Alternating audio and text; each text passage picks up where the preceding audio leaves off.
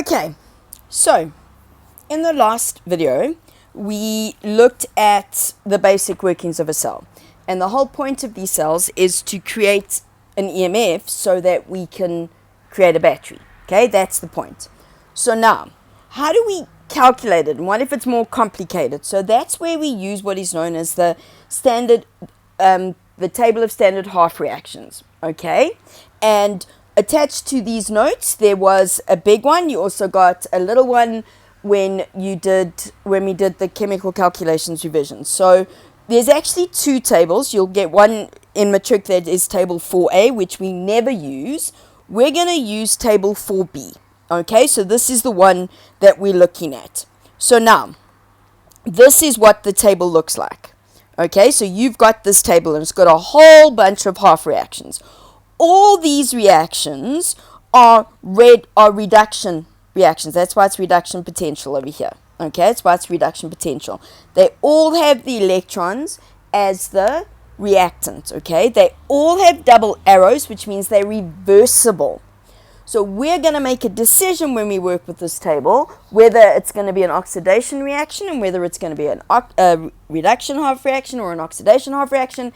And then once we've made that decision, those double arrows turn into a single arrow. Okay, so we're going to use this lots. Make sure you've got it, because you need to understand how this table works. So, if we look at table 4B, now this is what I've got here, of course, is a miniature version of it with the top equation, the middle one, and then the last one. Okay, so remember, like I just said to you, the half reaction is written with a single arrow.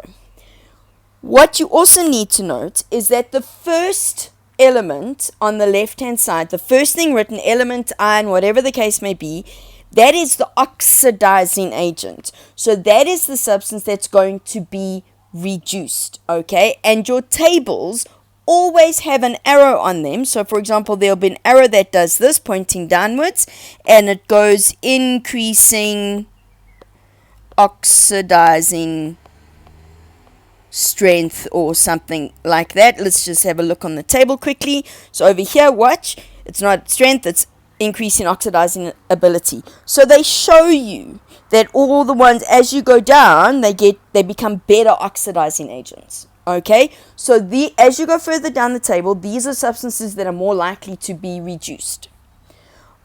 The substance that's written first on the right, after the arrow, are your reducing agents. Okay, and this should be an A, not a, ignore that. This should be an A, not an M. Alright, and now these get stronger as you go up. So lithium is a very, very strong reducing agent. And lithium's going to want to be reduced. Okay, it wants to take electrons. Fluorine is an extremely strong oxidizing agent. Okay, sorry, lithium wants to be oxidized, not reduced. Fluorine wants to be reduced. Okay? Absolutely. Fluorine's going, no, give me the electrons. We know this. Alright? So we need to make a choice. So what we need to realize is when we look at this, we need to find the reactants that were given to us in the question, and we need to see where they are on the table. Okay? If one of the reactants is here on the right hand side, then we write the equation from right to left, so we turn it around from the table. Okay, and it's the oxidation half reaction. If we have the reactant on the left hand side of the original equation, then we write it from left to right like we read. Okay, and it's the reduction half reaction. Now if I join those two together, I get a Z. Alright, so if I've identified my two reactants correctly, alright, I must be able to draw a Z. And the Z tells me that I'm going to write this equation, the top one, from left to right, and I'm going to write the bottom one, from right to left, and the bottom one from left to right. Okay, so I will turn the one around, keep the one as it is. Once I've decided what's happening to each one, double arrows turn into single arrows. Okay, nice and simple. This isn't... It sounds a little weird now, okay? But when we use the table, the more we use the table, the easier this becomes. The easier it is to see what I want from the table, okay? So, let's look at a half reaction. So when we have a half reaction and we need to balance it, okay? So for example, they tell us that aluminium reacts with copper 2 nitrate. Now they say, write down the half reactions and balance the equation. Now first of all, we're going to have aluminium plus copper 2 nitrate, which is going to go to aluminium nitrate and copper. We don't need the table for this because aluminium is 0. Copper is going to be plus 2. I'm not going to worry about the nitrate because the N and the oxygen didn't change. Aluminium now becomes plus 3 and copper becomes 0. So I can see that aluminium lost 3 electrons and copper gained 2. Okay, so the oxidation half reaction is the aluminium becoming aluminium 3 plus. The nitrate, the NO3, my NO3 is a spectator. I can ignore it. Alright. The reduction is the copper 2 plus taking the 2 electrons becoming copper. Up till now, all the reactions we've looked at have had the same number of electrons on both sides. This is not the case. This is 3 and that has 2. So actually we've got to make them the same. So like in maths, we need to find a common multiple. Straightforward. I'm going to times the top equation by 2 and I'm going to times the bottom equation by 3. So this is what they now turn into. And I times everything in the equation. So that means I'm going to have 2 aluminiums, which will give me 2 aluminium 3 pluses, which will then give me 6 electrons. I'm then going to have 3 copper 2 pluses plus 6 electrons with 3 coppers. That gives, now the electrons cancel out. So my net ionic reaction is this. 2Al, 3Cu2 plus 2Al3 plus Cu. Alright? Now we just need to add in the spectators. Okay? Watch here. 2 aluminiums, 2 aluminiums. 3 coppers, 3 coppers. Now let's see what happened to the nitrates. 2 times 3, 6 nitrates. 2 times 3, 6 nitrates. If you sort out the electrons properly, alright, so you make sure they're the same on both sides, you will always end up with a balanced chemical equation at the end. Okay? It's one way we can do it. Now, being able to find the half reactions is great, but we want to know what the EMF is. So how do we calculate the EMF? Well, we have 3 equations and they're all exactly the same thing, just using different terms. On your redox table, there's a whole bunch of potentials. Okay? We will deal with where they get those values from next year. So don't worry about that. But there's all these values and we need to use those values. So, if we want the EMF, E cell is the EMF, we take the potential of the substance that's the cathode minus the potential of the thing that's the anode, or the potential of the thing that's reduced minus the potential of the thing that's oxidized, or the potential of the oxidizing agent minus the potential of the reducing agent. Now, what's really nice about this, and we give you all 3, reduction happens at the cathode, and whatever is reduced is the oxidizing agent. Oxidation happens at the anode, and whatever is oxidized is the reducing agent. So it's a little bit of a way to remember what happens where. Okay, so let's look at an example. For the copper zinc cell, okay, we know that zinc is the anode. So now watch here. Okay, I'm just going to take all of this nonsense away. Let's find zinc. Okay, and zinc is here. There's my zinc metal, becoming zinc 2 plus. We also knew that the copper was reduced, so there's my copper 2 plus. Okay, now watch. If I join them and I do this, I now know how to write the equations. Okay, the zinc has a potential of minus 0.76. The copper has a potential of plus 0.16. Okay, so for the zinc, that's the reaction. Okay, now that's how it's written on the information sheet. So we're going to turn it around in a second. That's the copper on the sheet. Okay, did I do the wrong one? Let's just look here. Yes, I did. So when we look here, that's the wrong copper, actually. I do apologize. It's this one, okay, because this one goes to copper. That one went to copper plus, so that's the wrong one. Still going to go this direction, okay. I thought it looked funny. Moving on. Okay. I haven't changed anything around yet, but this one's at the top, this one's at the bottom. Okay, so this is definitely oxidation, this is definitely reduction. Now, the potential is the cathode, which is where reduction takes place, minus the anode, which is where oxidation takes place, and we get a positive value. This is very, very important at this point, okay? For an for a galvanic cell, which is what we're busy working with, you must get a positive voltage. Okay, that's not negotiable. So, any spontaneous reaction can be used in an electrochemical cell, and we can measure the potential difference. Any. How do we know if it's spontaneous? Well, let's have a look. The question is this: will iron nails react spontaneously if we put them in a copper sulfate solution? So we have options. We have iron, copper 2+, SO4 2-, and H2O. Okay? So, if we look at our table. Okay? So we said we have iron. Okay, let's take that away. Iron is over here. Okay, we have Cu2+, and it's going to be this one.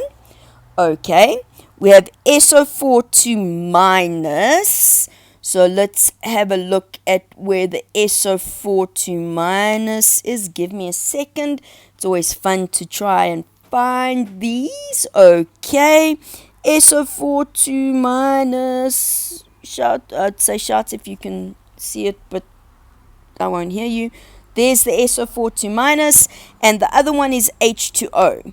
Okay, so now if we look at the H2O, well, H2O has two options. There's one here, and there's a couple everywhere else. There's other ones with water in them, but remember, I need water as a reactant. Okay, so actually, this is an option, but we want it to be spontaneous, so this is not a good option for us. Okay, there's also water over here, and yeah, that's also not a good option. So pretty much we're going to ignore the water, okay, because the water is not important. So when we look at it, so this means for us that the iron, okay, is a reducing agent. It's going to get oxidized, and so is the SO4 and the Cu2+. Okay, we're ignoring the water. The water's there for the ions to be around, so we're not going to worry about that one. Okay, this has to be the reducing agent, be oxidized. Okay, it has to. The copper 2+ is a stronger oxidizing agent than the SO4 2-. So the copper is going to get reduced in favor of the SO4. Okay, so actually water, we'll leave it there, but it's not really a great reducing agent. So we've identified this on our table. According to the table, Fe is the stronger reducing agent. Therefore, it's higher up on the table on the right hand side. Okay, Cu2+ is the stronger oxidizing agent. It's lower on the table than the SO4 2-. What that means for us, okay, is because we've now identified it. Okay, so now I'm going to take all of this away. So we've now identified that it's the Fe and the Cu2+. My reaction will absolutely be spontaneous. This is going to be my anode. This is going to be my cathode, and if I work out my EMF, remember it's going to be the cathode value, which is plus 0.34, minus my anode value, which is minus 0.44. So I get a positive value here of 0.78. It's a positive value. As a positive value, that means it's a spontaneous reaction. Okay, so Fe will be oxidized and is the reducing agent. Cu2 plus will be reduced. It is the oxidizing agent. The E cell is positive. We just worked that out. So the reaction is spontaneous. Okay? Standard conditions. Now, for us to use the table, we have to have the cell working in standard conditions. These are: number 1, the concentration of the electrolyte must be 1 mole per decimeter cubed. The temperature is 25 degrees, not 0, 25, room temperature. If a gas is present, which we're going to deal with next year, it must be at 1 atmosphere. We're not going to put gases in. It's a little bit more complicated. We'll do that next year. We'll add it in later. Okay, so let's do an example. Consider a magnesium-silver galvanic cell with a net ionic reaction given below. Magnesium goes to Mg2 plus, Ag plus goes to Ag. You know, it's really nice when they give it to you like this because it's easy to see. Magnesium lost 2 electrons, silver gained. So the first thing they asked, which one is oxidized? Well, that's the magnesium. Okay, and the half reaction is Mg goes to Mg2 plus 2 electrons. That's nice and easy. Which substance is undergoing reduction? Well, it has to be the other thing. So that's the silver plus. And it goes only 1 electron. I'm ignoring the 2s, okay, because each individual is doing this, okay? So now they ask, which cell will contain the anode? Well, which one was oxidized? The magnesium. Which cell contains the cathode? The one that was reduced.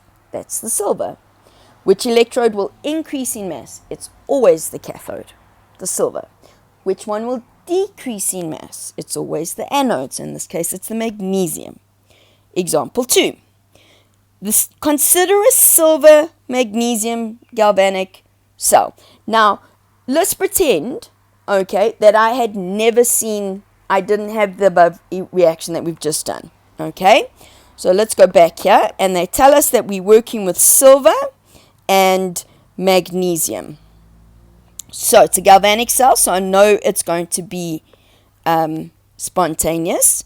Here's the magnesium, and silver, which is Ag. Wait. Oh, look, it's over here. So this is that's at the top. The silver's at the bottom. So this has to be what we're using. It's a galvanic cell. So the oxidation reaction has to be at the top and go left to right, right to left, and the reduction has to be at the bottom. So there's its EMF, there's its potential. It also means that we can take this straight off the table, because now they ask us, predict the oxidation half reaction while the magnesium was at the top. So it's the same as the last question, okay? Straightforward.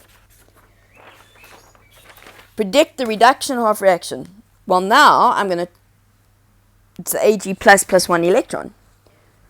Oh, wait. Identify which electrode is the anode. It's where its oxidation takes place. So it's the magnesium electrode. Which one is the cathode? It's the silver electrode. Okay? Last example. Now they say to us, calculate the EMF for the following cells. Now we've done zinc, copper lots. So once again, we go back to our table. Okay, we're going to find the zinc and we're going to find the copper. So zinc is over here. And the copper 2 plus is over here. Zinc is my anode. Copper is my cathode. So I'm going to go 0.34 minus 7,6.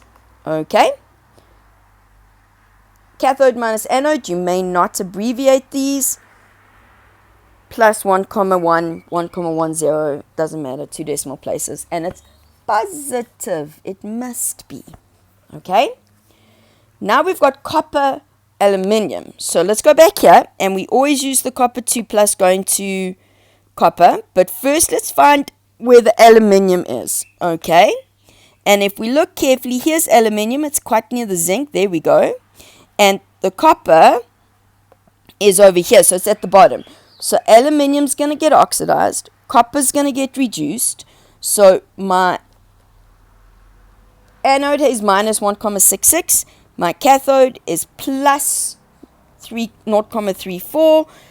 We've identified the 2, so we can just add them in, and we get 2 volts. Now, obviously, if we've identified them incorrectly, you're going to end up with a negative value, and if you have a negative value, you've made a mistake. You start again. It means you've got them the wrong way round. Okay? Next one. aluminium, lead. So I know where the aluminium is, so I'm going to leave that one there. Now I need to find lead. Lead is Pb. Okay, now look at what's happening. Okay, so here's Pb, so that means it must be this one. So aluminium minus 1,66, lead is minus 0,13. That's okay.